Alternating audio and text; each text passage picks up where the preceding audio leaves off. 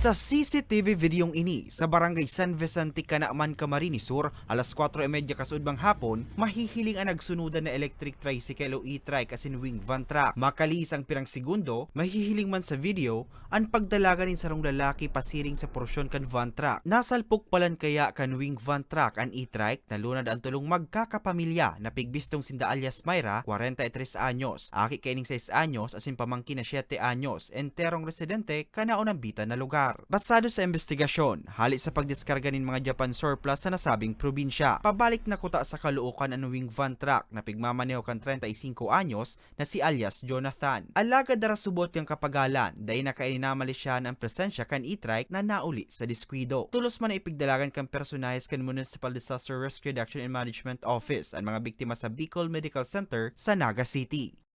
Habang binabagtas po ang nasabing lugar po, nabundol niya po yung e-tricycle na may nagkausap po ng injury doon sa driver at sa dalawa niya pa pong patay.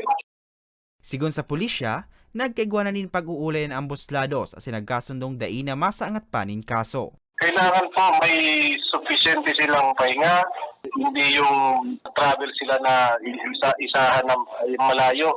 Kasi yung stress, yung pagod, nagiging kausa din yun ng aksidente.